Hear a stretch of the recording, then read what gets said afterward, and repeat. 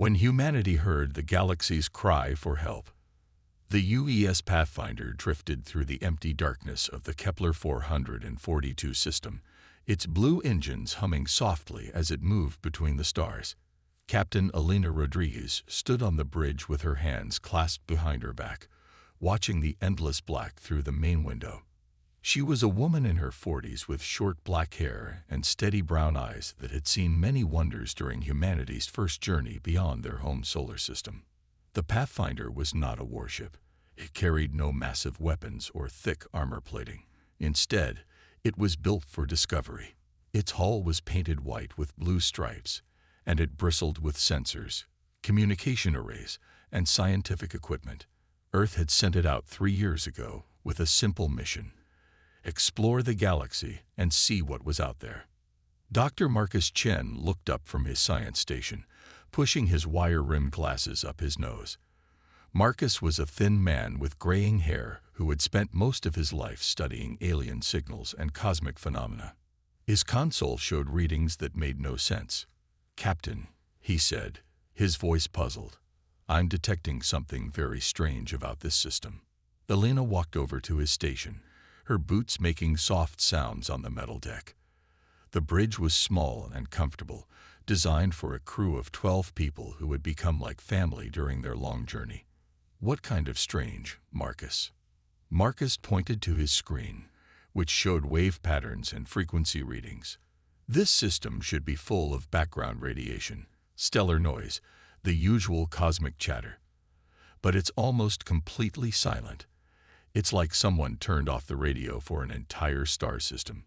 Sarah Kim, the ship's communications specialist, spun around in her chair at the nearby station. Sarah was a young woman with bright eyes and quick fingers who could pick up signals from across the galaxy. "Actually, Captain, it's not completely silent. There's something broadcasting from the fourth planet, but it's very faint and very old." Tawny Walsh poked his head up from an engineering console where he had been checking the ship's systems. Tommy was a big man with strong hands and a friendly smile who could fix anything that broke on the Pathfinder. "How old are we talking, Sarah?" "Like ancient civilization old." Sarah's fingers danced across her controls as she tried to clean up the signal. "Based on the decay patterns and energy signature, I'd say this transmission has been repeating for at least 10,000 years. Elena felt a chill run down her spine. 10,000 years was longer than all of recorded human history. Whatever was broadcasting from that planet had been sending its message since before humans learned to write. "Can you decode it?" Marcus and Sarah looked at each other. They had worked together for 3 years, and Elena could tell they were both excited and nervous. "We can try," Marcus said, "but it's unlike anything in our databases. The signal uses quantum frequencies that we've never seen before." The Pathfinder changed course toward the fourth planet, a rocky world with 3 moons that orbited a dying star. As they got closer, the signal became stronger and more complex. Sarah worked for hours, her coffee growing cold as she tried different translation algorithms and communication protocols. Elena found herself pacing the bridge, unable to sit still. First contact with alien life was something humanity had dreamed about for centuries. But instead of meeting living beings, they had found an ancient message from the distant past. Any luck with the translation? Sarah's eyes were wide with excitement. "Captain, I think I've got something. The signal is incredibly sophisticated. It's not just a simple message. It's a complete data package with built-in translation protocols. Whoever sent this knew that other species might find it someday." The main screen flickered to life, showing lines of text in glowing blue letters. The words were in English, translated by the alien message's own systems. Elena read the words aloud, and her voice grew quiet as she understood what they meant. "To any who receive this signal, know that our time grows short. The devourers approach from the galactic core, consuming all life in their path. We have tried to warn other civilizations, but our communications cannot reach them.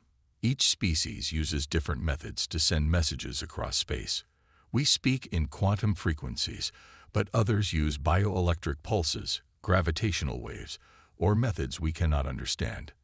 Our warnings fall on deaf receivers, and we cannot coordinate our defenses. If you can understand this message, please find a way to unite the galaxy before it is too late. The Devourers will arrive in approximately 10,000 of your standard years. Signed, the Vorthan Collective. The bridge was completely silent for several seconds. Tommy was the first to speak, his voice barely above a whisper. 10,000 years ago. That means they're coming now, Elena finished. Or they're already here. Marcus pulled up star charts on his console, his fingers shaking slightly as he worked. Captain, if this message is accurate, we need to look for signs of other civilizations trying to coordinate defenses. There might be alien fleets out there right now, trying to fight something they can't even warn each other about. Sarah was already scanning subspace frequencies, her equipment picking up dozens of different types of signals from across the sector. Captain, I'm reading multiple transmission types. Quantum bursts, gravitational pulses, bioelectric patterns, even some kind of crystalline resonance. It's like there's a whole conversation happening, but none of the participants can understand each other. Elena made a decision that would change the course of galactic history. Tommy, charge up our long-range communication array. Sarah, I want you to prepare a response message using the same quantum frequencies as that ancient beacon. We're going to try to talk to whoever's out there. Tommy's hands moved quickly over his controls, routing power to the ship's most powerful transmitters. Communications array at full power, Captain. We can send a message halfway across the galaxy if we need to. Elena stood in the center of the bridge, looking at her crew. These 3 people had followed her across the galaxy, trusting her judgment even when they didn't know what they might find. Now they faced a crisis that could affect every living being in the galaxy. Sarah, send this message on all frequencies. This is Captain Elena Rodriguez of the United Earth ship Pathfinder. We have received and understood the Vorthan warning. Humanity offers to serve as a communication bridge between all species facing the Devourer threat. Please respond if you can receive this transmission. The message went out across space at the speed of light, carried by quantum frequencies, radio waves, and every other method the Pathfinder could generate. For several minutes, nothing happened. Then Sarah's console began lighting up like a Christmas tree. Captain, Sarah said, her voice filled with amazement. I'm getting responses, dozens of them, from all across the sector. The first response came through in the form of quantum pulses that Sarah's equipment translated into text. Unknown vessel, this is Fleet Commander Crix of the Zephyrian Defense Force. We have been trying to coordinate with other species for 3 rotations of our home star. How are you able to understand our quantum speech? A second message appeared, this one translated from bioelectric patterns. Greetings, Earth vessel. We are the Melodic Collective, and we sing our words through living circuits. We have heard the crystal beings trying to speak, but their resonance is too different from our biological harmonies. More messages poured in, each one using a completely different method of communication. The thermal hierarchs spoke through heat patterns. The void dancers used gravitational waves. The synthesis network communicated through mathematical equations broadcast as pure data. Elena realized that humanity had stumbled into the middle of the galaxy's greatest crisis. Dozens of alien species were trying to work together to fight an ancient threat, but they couldn't understand each other. Their technologies were so different that their messages were like trying to have a conversation between a radio and a flashlight. But humans were different. Sarah's communication equipment could detect and translate many different types of signals. Marcus's scientific knowledge helped him understand the principles behind alien technologies. Tommy's engineering skills let him modify their equipment to work with systems that had never been designed to work together. Most importantly, humans had spent centuries learning to communicate with each other despite differences in language, culture, and technology. They had built translation systems, developed diplomatic protocols, and learned to find common ground with people who seemed completely different from themselves. Captain, Marcus said, looking up from his console where he had been analyzing the alien messages, I think I understand what's happening. Each of these species developed communication technology based on their own biology and environment. The crystal beings use resonance because they're made of living crystal. The bioelectric species use organic circuits because they evolved from plant-like organisms.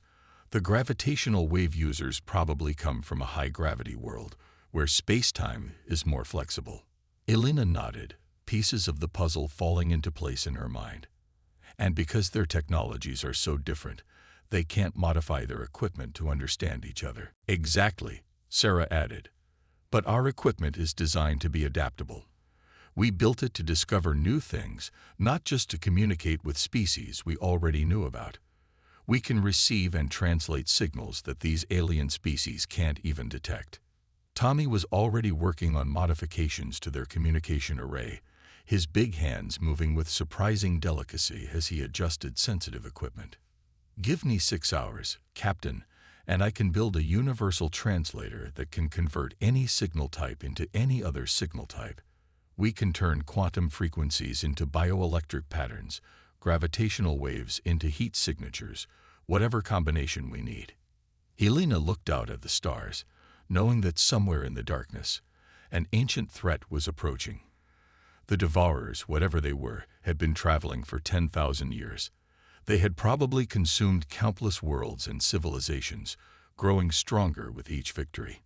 But for the first time in galactic history, the scattered species of the galaxy had a chance to work together. Humanity hadn't arrived with bigger weapons or stronger ships. They had arrived with something more valuable: the ability to help others understand each other. "Do it," Elena said. "Send word to every species that responded to our message. Tell them that in 12 hours, humanity will host the first galaxy-wide communication conference in history. It's time to turn the galaxy's diversity into its greatest strength." As the Pathfinder began its work, Elena couldn't help but smile. Humanity had come to the stars looking for new worlds to explore. Instead, they had found their purpose: to be the bridge that connected all life in the galaxy. The Devourers were coming, but they would find a galaxy united and ready to fight back. How humans became the galaxy's universal translators. 12 hours later, the space around the UES Pathfinder looked like nothing anyone in the galaxy had ever seen before. 7 different alien fleets had arrived, each one representing a completely different form of life. The ships themselves told the story of how diverse the galaxy truly was. The Zephyrian vessels looked like living crystals, their hulls growing and shifting as they moved through space. Light passed through them in beautiful patterns, and they hummed with resonant frequencies that made the Pathfinder's hull vibrate gently. Fleet Commander Crix had brought 12 ships, each one shaped like a massive geometric sculpture. Floating nearby were the bioships of the Melodic Collective, vessels that were actually grown rather than built. Their hulls pulsed with soft green light as biological circuits carried messages through living tissue. Captain Singer Lyrian commanded a fleet that looked more like a garden floating in space than a collection of warships. The thermal hierarchs had sent ships that glowed red-hot, their hulls designed to radiate excess heat from their plasma-based technology. Lord Heater Blezen's vessels looked like flying furnaces, trailing streams of superheated gas as they maneuvered. Most unusual of all were the Void Dancers, beings who existed partially outside normal spacetime. Their ships appeared as shifting shadows that bent light around them, and Admiral Bender Nexus communicated by creating tiny gravity wells that tugged at nearby objects in complex patterns. Captain Elena Rodriguez stood on her bridge, looking at the tactical display that showed all 7 fleets arranged in a careful formation around the Pathfinder. Her small exploration ship was dwarfed by the alien vessels, but she felt no fear. Instead, she felt excited. This was what humanity had always been good at, bringing different groups together to solve problems.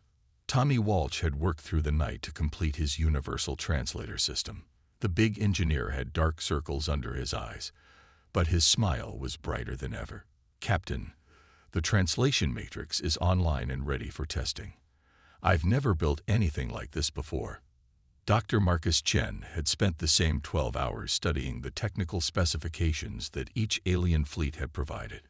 His console showed complex diagrams of quantum field generators, biological neural networks, plasma resonance chambers, and gravitational manipulation devices. The science behind their communication methods is fascinating, Captain. Each species has developed technology that perfectly matches their unique biology and environment. Sarah Kim was coordinating the initial test communications, her fingers flying over controls that had been modified with Tommy's new equipment. All fleets are standing by, Captain. This will be the first time any of these species have been able to talk to more than one other species at the same time. Fleet Commander Crix spoke first, his words carried by quantum resonance through his crystal ship's hull.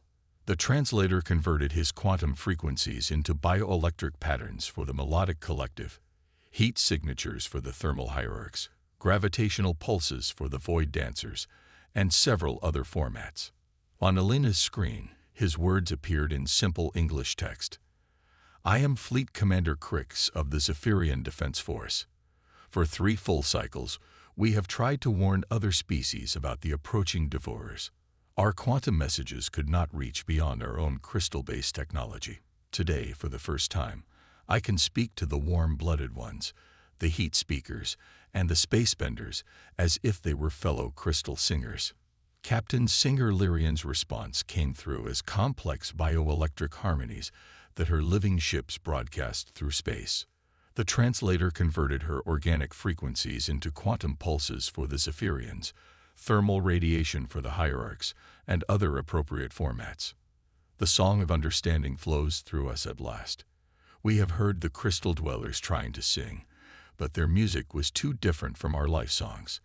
Now we can harmonize together against the silence bringers who devour all melodies.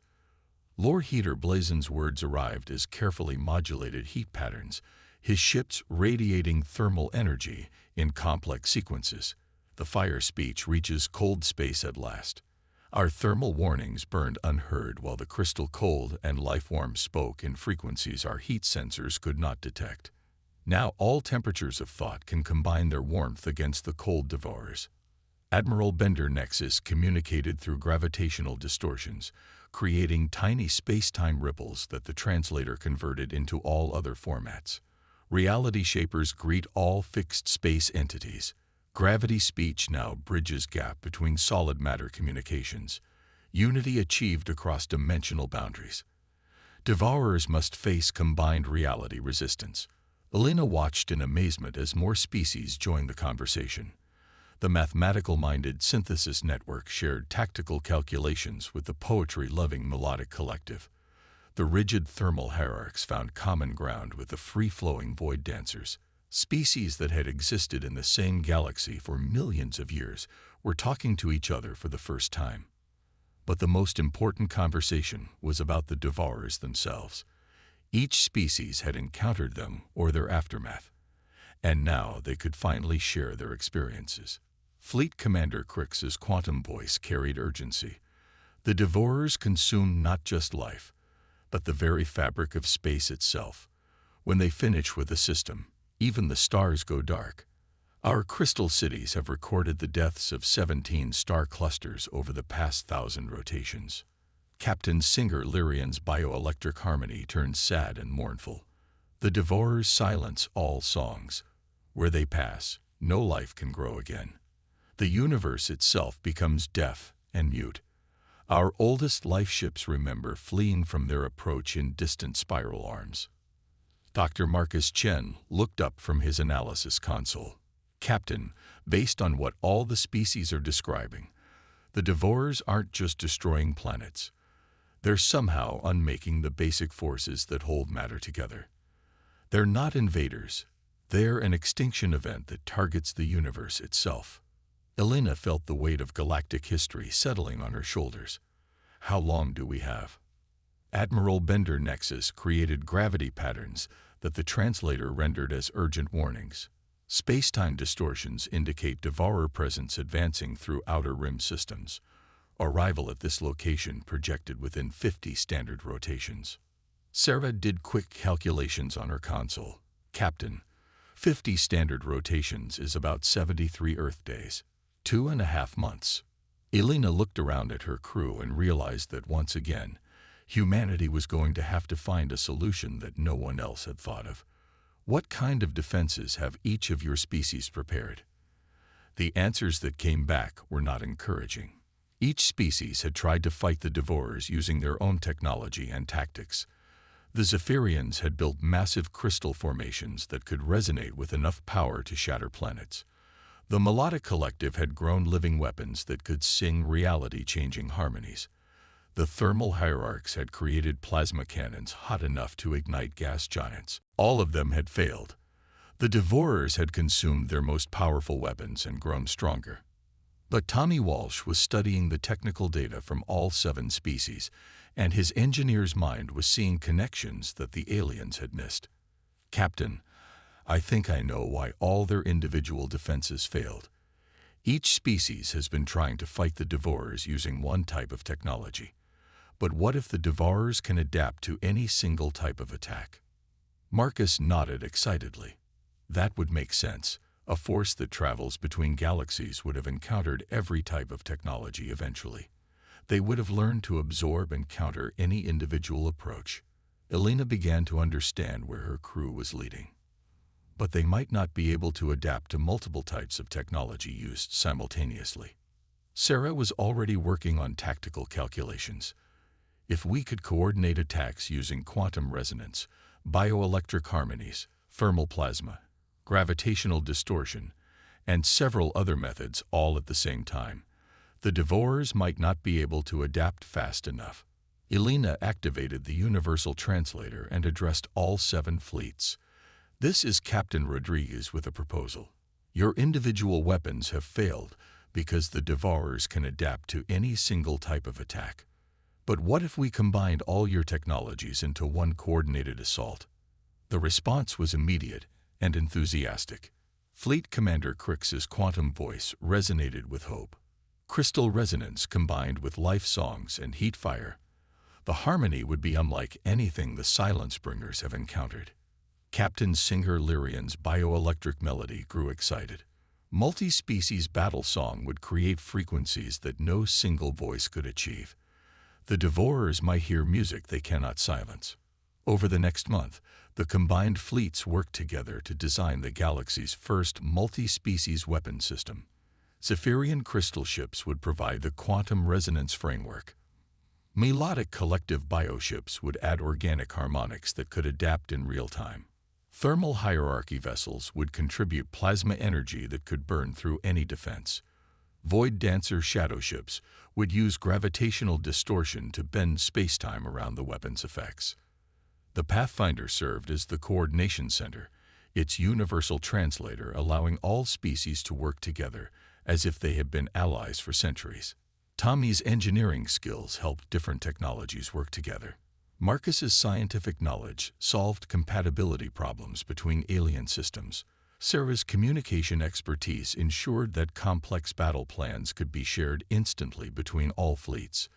Elena found herself serving as the galaxy's first interspecies admiral, coordinating tactics between beings who thought in completely different ways. When the Devourers finally arrived at the edge of the system, they found something they had never encountered before: a truly united galaxy. The battle was unlike anything that had ever been fought in the history of the universe. 7 different types of technology combined into weapons that reality itself had never seen. Crystal resonance amplified by bioelectric harmonies created frequencies that could restructure matter at the quantum level. Thermal plasma guided by gravitational distortion burned with the fury of newborn stars. Mathematical equations converted into living songs and broadcast as pure energy. The Devourers, for the first time in their billion-year journey across the universe, encountered resistance they could not adapt to or absorb. Their reality-consuming abilities failed when faced with 7 different types of reality modification happening simultaneously. The combined fleet's victory was total and decisive. Where the Devourers had been, only empty space remained, but it was clean, empty space, ready for new stars and new life to grow. In the aftermath of the battle, as the 7 fleets celebrated their victory, Elena realized that humanity had found its place in the galaxy. not as conquerors or explorers, but as the bridge that connected all intelligent life. Fleet Commander Crix's quantum message carried gratitude that resonated through every crystal on his ships. The small ship species has given the galaxy its voice. Without the human bridge, we would have fallen silent one by one. Captain Singer Lyrian's bioelectric harmony was full of joy. The bridge builders have taught us that differences in song make the chorus stronger, not weaker. The galaxy will sing more beautifully because all voices can now be heard. Elena looked out at the alien fleets, knowing that everything had changed. Earth would become the galaxy's communication center, helping species work together on projects that none of them could accomplish alone. Humanity's gift wasn't superior weapons or faster ships. It was the ability to help others understand each other. The Pathfinder began its journey home, carrying news that would transform human civilization. But more importantly, it carried the knowledge that in a galaxy full of incredible diversity, sometimes the most powerful thing any species could offer was the simple ability to listen and help others be heard.